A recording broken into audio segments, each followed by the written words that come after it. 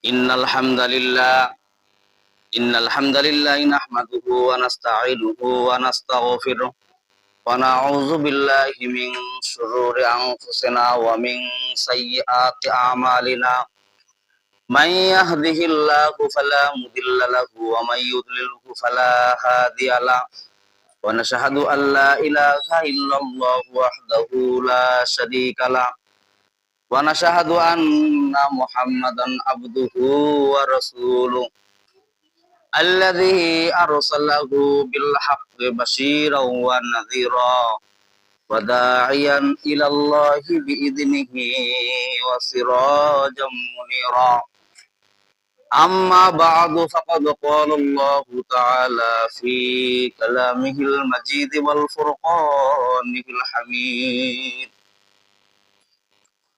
فأعوذ بالله من الشيطان الرجيم بسم الله الرحمن الرحيم وإذ جعلنا البيت مثابة للناس وأمنا واتخذوا من مقام إبراهيم مصلى وعهدنا إلى إبراهيم وإسماعيل أن طهر بيتي للطائفين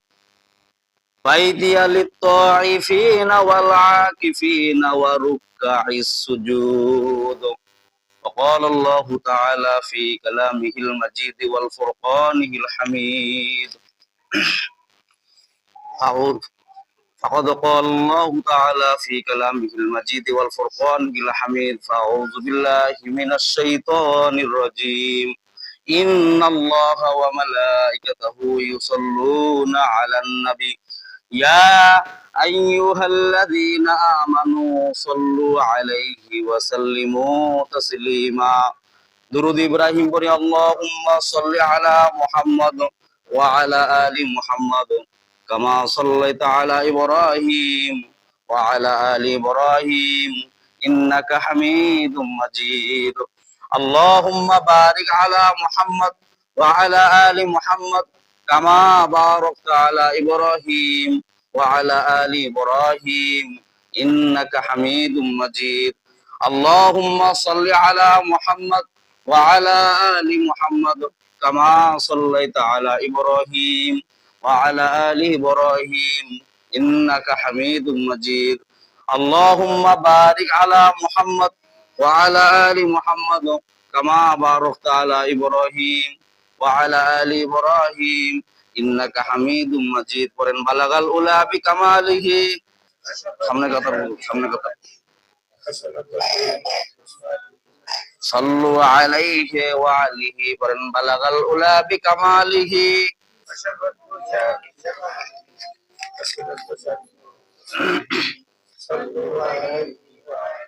राहे मेरे मस्कन हवाली काबा बने मेरे मदफन दिया रे मुदीना बलगल उला बिकमालिही हसनतु जमीउ खिसालिही सल्लु अलैहि ওয়া আলিহি ইমানের পথে অবিচল থেকে আমার মরণ যেন হয় রসুলের পথে অবিচল থেকে আমার মরণ যেন হয় তোমারই কাছে মিনতি আমার তোমারই কাছে মিনতি আমার ও গো মহিম দয়াময় কোরআনের পথে অবিচল থেকে আমার মরণ যেন হয় আমিন। আলহামদুলিল্লাহ, সমস্ত প্রশংসা সেই মহান রব্বুল আলামিনের, যিনি আমাদের রমজান মাসের তৃতীয় জুমায় শরীক হওয়ার উপস্থিত হওয়ার তৌফিক দান করলেন। সেই মহান দরবারে আমরা শুকরিয়া জ্ঞাপন করি। আমরা সকলেই বলি আলহামদুলিল্লাহ। আল্লাহ পাক কালামের ভিতর বলেন লা ইন শাকারতুম লা আযিদান্নাকুম ওয়া লা ইন কাফারতুম ইন্না আযাবি লাশাদীদ। যে বান্দা আমার নিয়ামত পায়, নিয়ামতের শুকরিয়া আদায় করে, তার নিয়ামতকে আমি আল্লাহ পাক বাড়ায়া দেই, বলি সুবহানাল্লাহ। এবং যে বান্দা আমার নিয়ামত পেল, নিয়ামতের না শুকরিয়া আদায় করে, আল্লাহ পাক বললেন যে ইন্না আযাবি লাশাদীদ, শক্ত আযাব দ্বারা তাকে গ্রেফতার করি, বলি নাউযুবিল্লাহি মিন যালিক। আল্লাহ তাআলার আল্লাহ তাআলার শুকরিয়া আদায় করা এটা যেমন তেমন লোকের কাজ না। বলা যে কেবলমাত্র ইমানদার যারা যারা আমাকে বিশ্বাস করে কেবলমাত্র তারাই অন্তর থেকে আমার শুকরিয়া যাপন করে, বলেন না সুবহানাল্লাহ। আর যারা আমাকে বিশ্বাস করে না তার মানে মানুষও কয় যে সুবহানাল্লাহ, আমিও কই সুবহানাল্লাহ, মাঝি কয় যে আলহামদুলিল্লাহ, আমি কই, কারণ ভিতরে অন্তরে আল্লাহর কোনো মহব্বত নেই। মাঝি গেলা কয় যে রোজা না থাকলে কেমন হয়, কিন্তু আল্লাহকে বিশ্বাস করে যারা রোজা থাকে, কিনা বলে। মানুষের আল্লাহ পাক বলেন যে আমি যখন নাকি কোনো মুসলমান আরেক মুসলমানের প্রতি যখন করুণা থাকে না, তখন আমি আল্লাহ পাক বেদিন দিয়া তাদেরকে মার খিলাবো, বলেন না নাউজুবিল্লাহ। এখন পরিস্থিতি ওরকম দাঁড় হয়ে গেছে। আল্লাহ পাক বললেন যে কেবল মুসলমান আরেক মুসলমানকে যখন চয়েস করবে না, ভালোবাসবে না, তখন অন্য একটা রাষ্ট্র বসায় দিয়ে আমার ইবাদত বন্দি করাই নিব, বলেন না সুবহানাল্লাহ।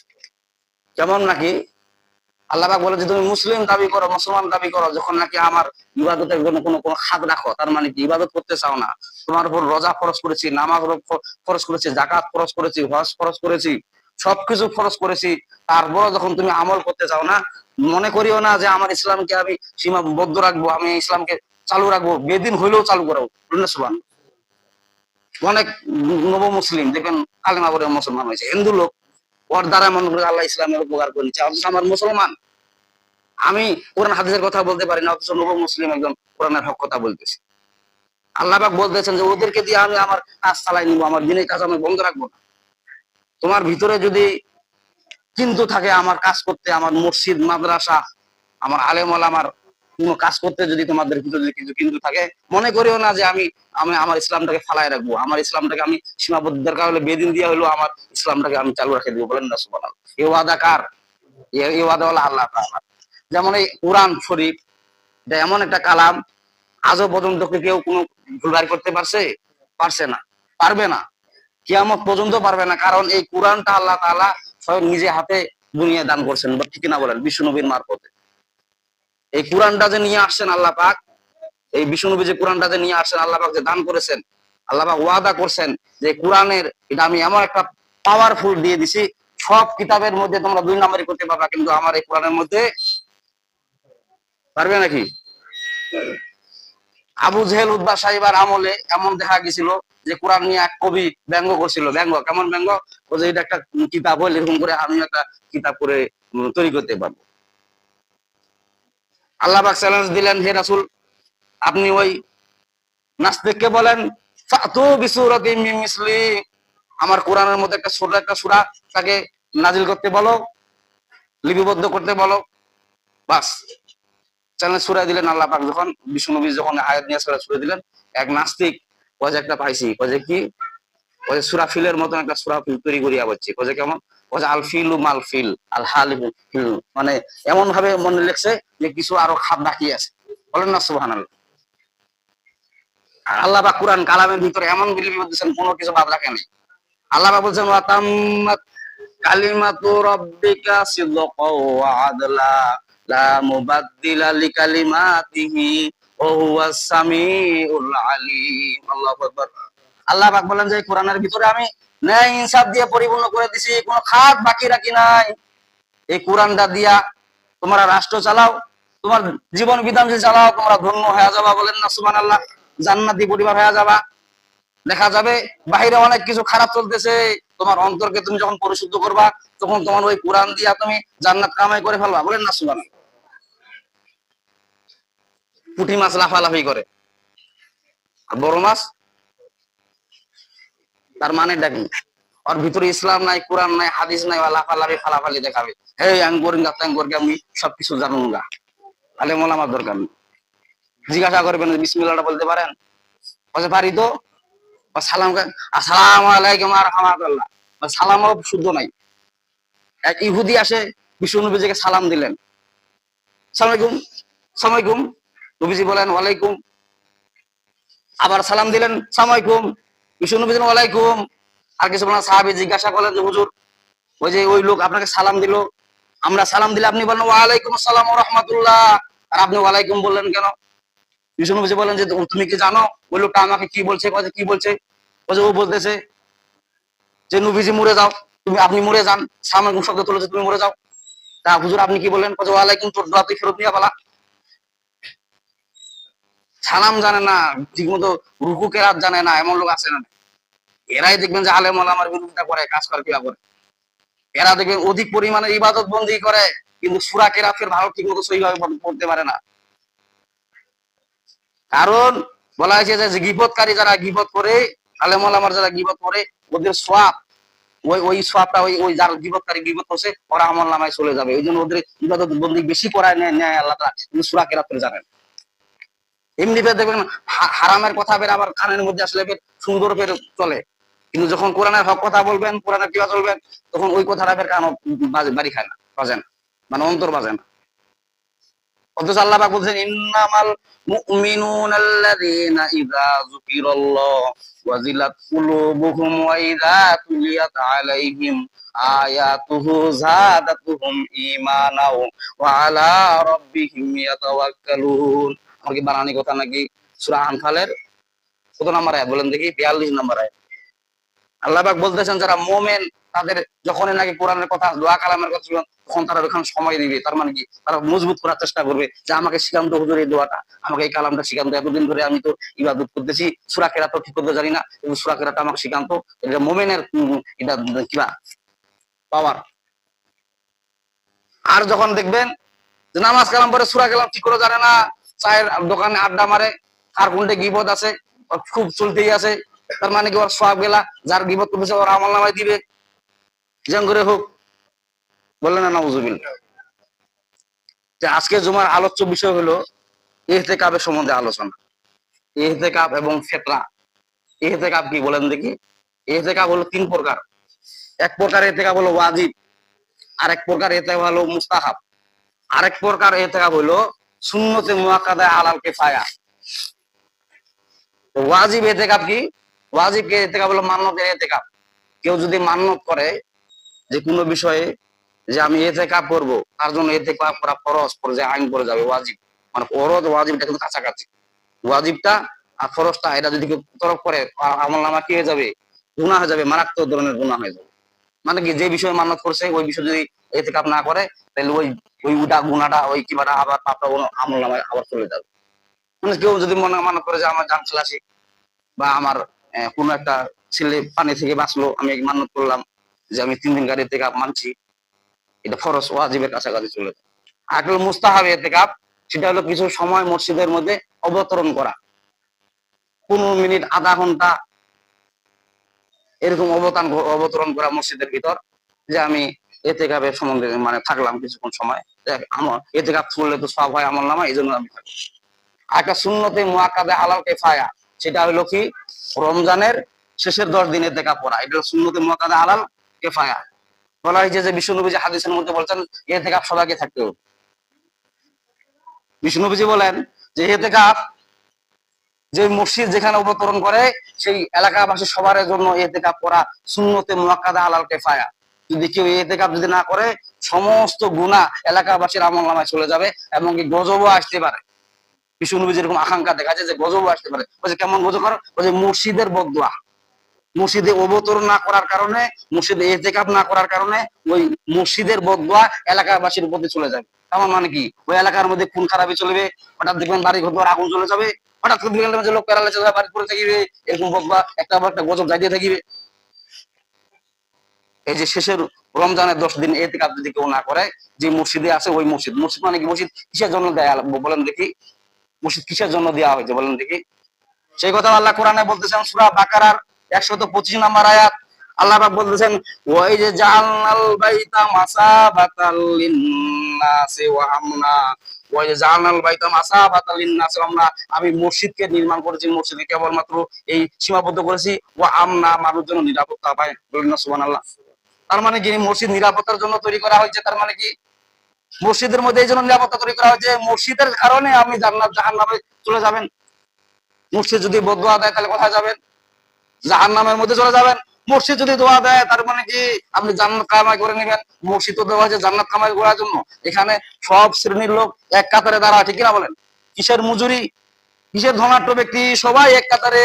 একটা ঘামন্ত ব্যক্তি আসলে শরীরের মধ্যে অতিরিক্ত ঘাম, একটা পারফিউম ইউজ করা একদম বড় লোক ধনাঢ্য ব্যক্তি, ও বলতে পারে নাকি যে আমার পাশ থেকে দাঁড়ান, সরে দাঁড়ান, এখানে দাঁড়ায়েন না, কিছু বলতে পারবে? আল্লাহ পাক বলছেন ওয়া ইয জাআলনাল বাইতা মাসাবাতাল লিন্নাসি ওয়া আমনা, ওয়া ইয জাআলনা, এবং আমি করেছি বাইতা মাসাবাতাল লিন্নাসি, মানুষদেরকে মসজিদের মধ্যে অবতরণ করানোর জন্য, ওয়া আমনা, এবং নিরাপত্তা। বলেন না সুবহানাল্লাহ। মসজিদের মধ্যে নিরাপত্তা করার জন্য আমি আল্লাহ পাক তৈরি করেছি, মানুষ যেন মসজিদের মধ্যে নিরাপত্তা থাকে।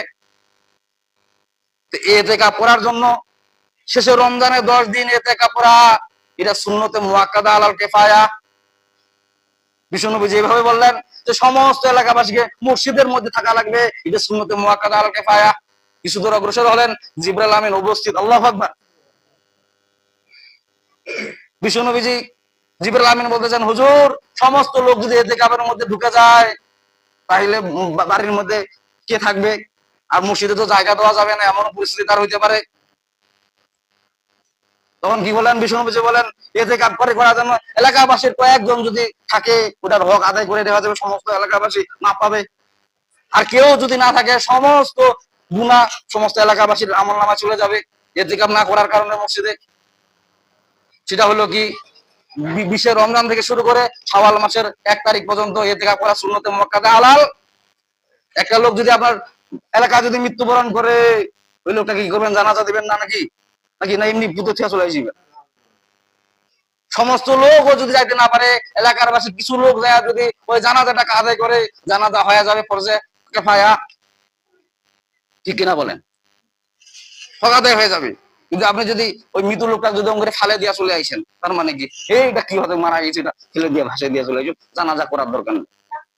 তারে কি ওই যে মারা যে গেছে, মারা যাওয়ার কারণে ওই গুনাহ, ওই যে জানাজা না করার কারণে সমস্ত মুসলিম কিন্তু ওই দিন কিয়ামতের দিন দাঁড় হবে, এবং ওই মৃত ব্যক্তিরা বলবে যে আমার জানাজা আমি কি এমন অন্যায় করছিলাম, আমার জানাজা তোমরা কেন করো না? ওদিন কিয়ামতের দিন এই ইতিকাফী মসজিদ ওদিন কিয়ামতের দিন দাঁড় হবে, আল্লাহ আমি কি অন্যায় করেছিলাম, রমজান মাসের শেষের 10 দিন কেন আমার ওখানে অবস্থান করা হলো না, ইতিকাফ করা হলো না?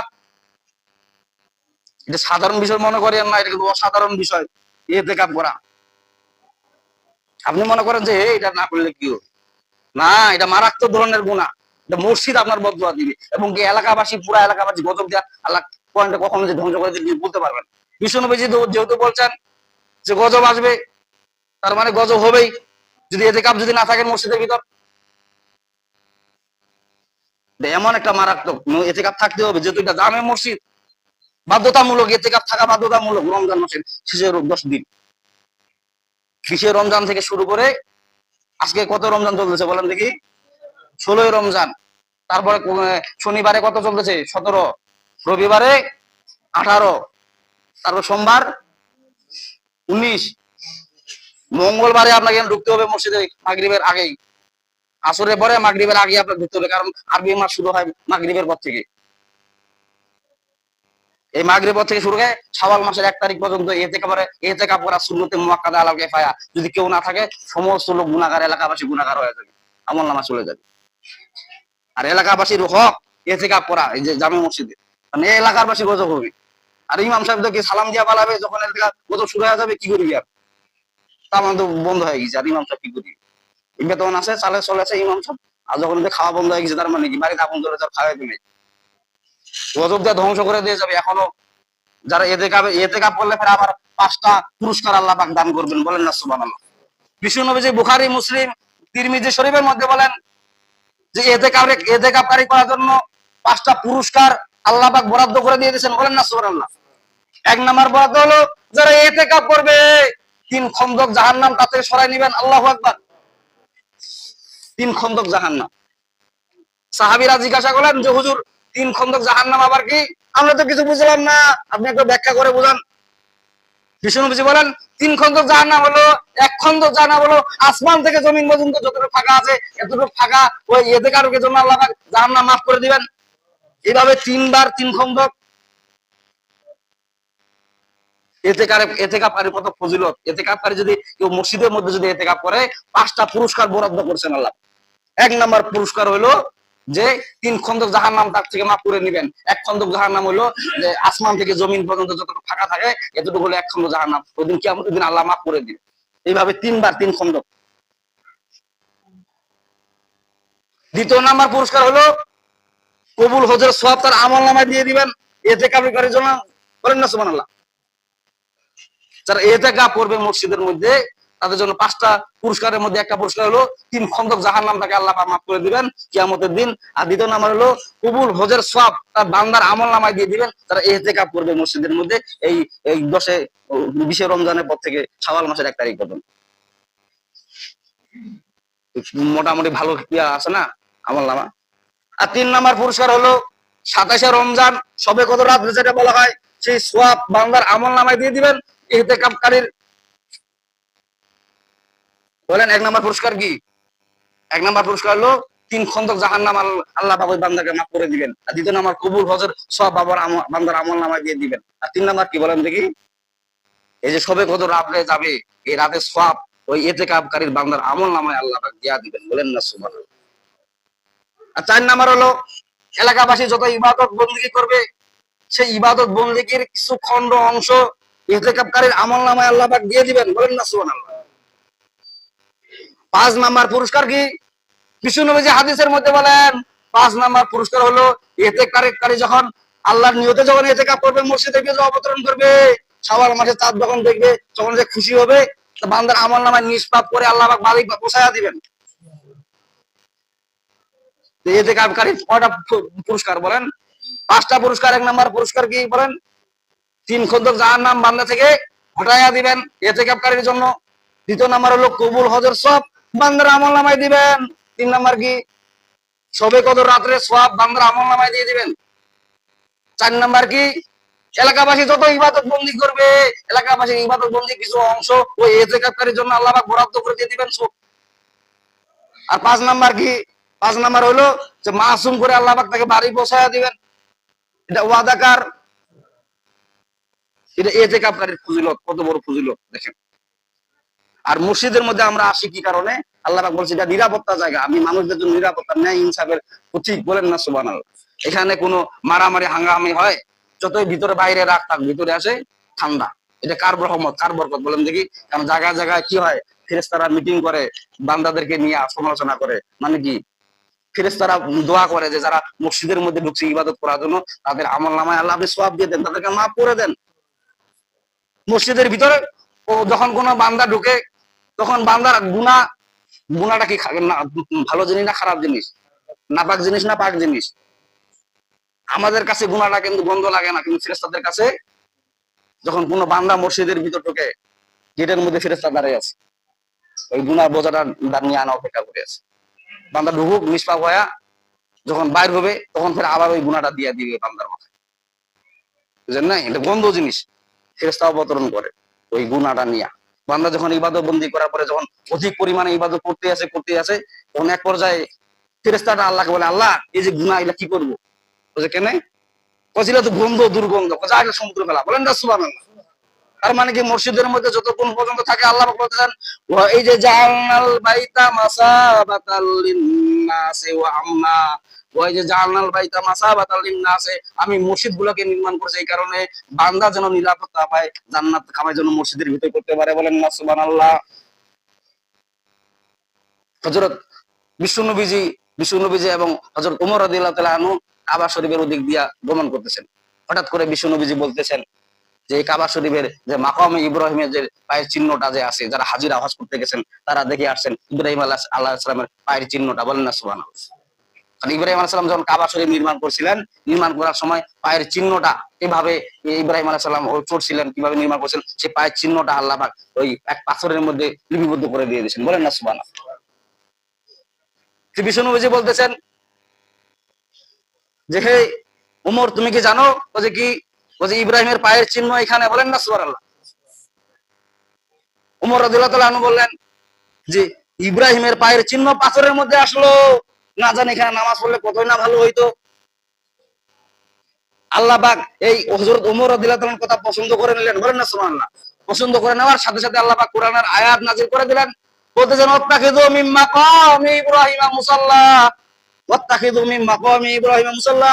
হে রাসূল ওমরের কথা আমাকে খুব ভালো লেগেছে, খুব পছন্দ লাগছে। যতজন হাজী এখানে হজ করতে আসবে মাকামি ইব্রাহিমের মুসাল্লাকে আমি নামাজের জায়গা করে দিয়ে দিলাম। বলেন না সুবহানাল্লাহ।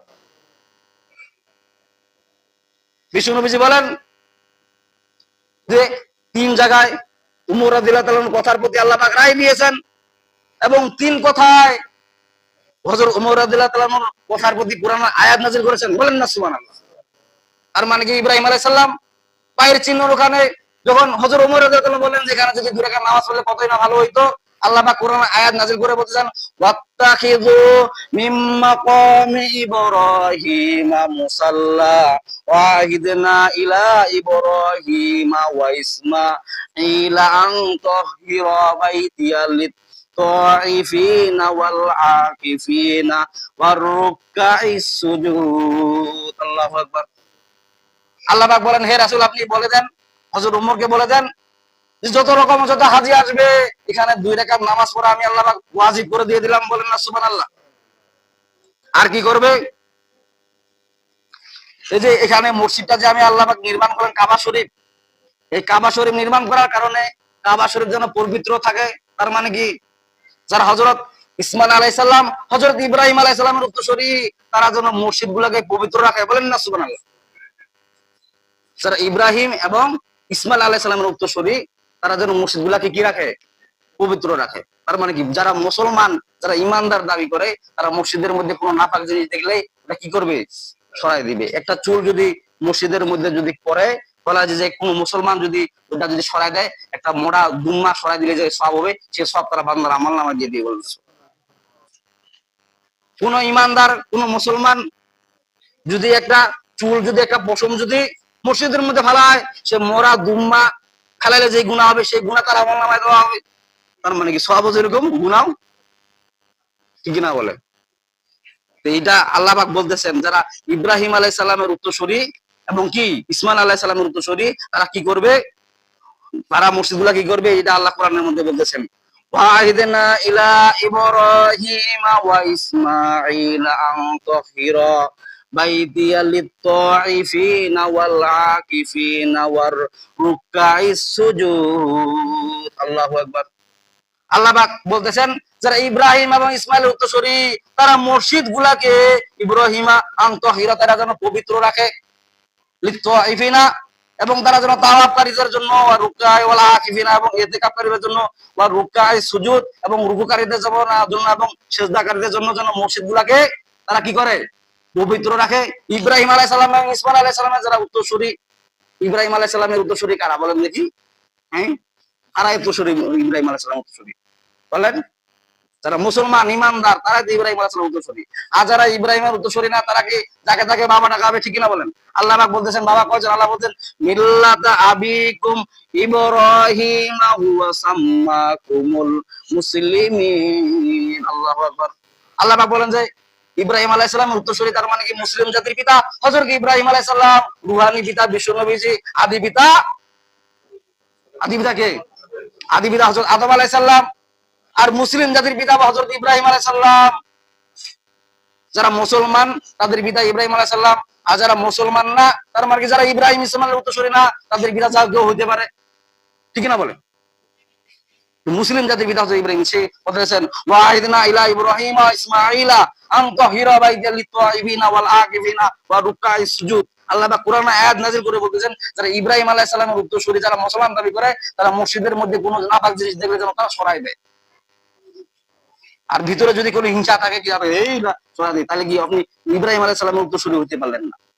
আর ইব্রাহিম আলাইহিস সালামের উত্তরসূরি হলো বিশ্ব নবীজি, কারণ বিশ্ব নবীজির বাপ কে বলেন দেখি? ইব্রাহিম আলাইহিস সালাম। আর ইসমাঈল ইব্রাহিম থেকে তো বিশ্ব নবীজি আসছেন। আর আবু জেহেল উতবা শাইবা থেকে কারা আসছেন? যারা ইসলামের কথা সহ্য করতে পারেন না, কোরআন হাদিসের কথা সহ্য করতে পারে না, হক কথা যারা সহ্য করতে পারে না তারা হলো আবু জেহেল উতবা শাইবা, ওদের নাতি পুতি চলে আসছেন। ইতিকাফকারী আপনারা নিয়ত করে ফেলান কিবারে ইতিকাফ ঢোকা লাগবে বলেন দেখি? মঙ্গলবারে। হ্যাঁ, এখানে আসরের পরে এবং মাগরিবের আগে ঢোকা লাগবে এবং শাওয়াল মাসের 1 তারিখ পর্যন্ত, শাওয়াল মাসের চাঁদ দেখা, ওই চাঁদ দেখা পর্যন্ত আপনাকে এখানে মসজিদে অবতরণ করতে হবে। যদি কেউ যদি না থাকেন বলা যায় যে পুরা এলাকা আল্লাহ গজব দিয়ে ধ্বংস করে দিয়ে দিবেন। আর কিভাবে ধ্বংস করে দিবেন ওটা আল্লাহ তাআলা ভালো জানা আছে। বান্দাকে কিভাবে সাইজ করা লাগে ওটা আল্লাহ তাআলার মেধা নাকি ওটা আল্লাহ তাআলার জানা আছে। এজন্য আপনারা নিয়ত করেন।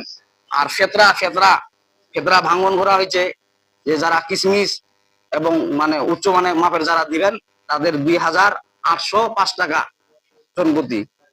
আর নিম্ন যেটা যেটা মানে আটা দিয়ে আনে, গম দিয়ে আনে, করা হয়েছে চাউল দিয়া, সেটা হলো 110 টাকা লোক প্রতি খেতরা দিতে হবে। আর খেতরাটার নিয়ম হলো যে বিষ্ণুবীজের আমলে কিছু গরিব দুঃখী লোক ওরা মানে ঈদগাহ মাঠে যাইতে পারে না, না যাওয়ার কারণে আমার ভালো কাপড় চোপড় পরতে নেই। বিষ্ণুবীজি বলছেন যারা গরিব দুঃখী তারা যেন ভালো কাপড় চোপড় পরে ঈদগাহ মাঠে যায়। তো গরিব দুঃখী লোক পরনের কাপড় ছিল না, তখন বিষ্ণুবীজি তখন বললেন, তখন ওই খেতরাটা ওয়াজিব করে দিয়ে দিলেন, বলেন না সুবহানাল্লাহ, লোক প্রতি। কারণ ওই গরিব দুঃখীকে খেতরা দিয়ে ওইটা যদি আপনি দেন, ওইটা ঈদের মাঠে দেওয়ার আগে আপনার দেওয়া লাগবে, ও যেন ঈদ করতে পারে। আর ঈদের মাঠে যায় আনে দিলে বেরো হবে না। আর এই খেতরাটা দিলে কি হবে, বিষ্ণুবীজি হাদিসের মধ্যে বলছেন যাতে যে রোজা কিছু ত্রুটি হয় না, তার মানে কি রোজা থেকে আপনি কথাবার্তা বলতে মিথ্যা কথা বলে ফেলাইছেন, রোজা করতে একটা অন্যায় কাম করে ফেলাইছেন, রোজা করতে আপনি যে কোনো একটা মানে গুনার কাজ করে ফেলাইছেন, সেই গুনার গাছ আল্লাহ মাফ করে দিবে এই খেতরা দেওয়ার কারণে, বলেন না সুবহানাল্লাহ। খেতরা দিবেন আপনারা জনপ্রতি 110 টাকা করে। আর এতে কাপ করার নিয়ত করে ফেলান, যারা এতে কাপ থাকবেন তাদের স্পেশাল 5টা বোনাস আল্লাহ পাক দিবেন এতে কাপ। আর এতে কাপ যদি কেউ না থাকেন তাহলে পুরা এলাকা আল্লাহ ধ্বংস করে দিয়ে দিবে, বলেন নাউজুবিল্লাহ। আল্লাহ পাক আমাদেরকে সবাইকে সঠিক সমঝ দান করুক এবং কোরআনের হক কথা বুঝার তৌফিক দান করুক।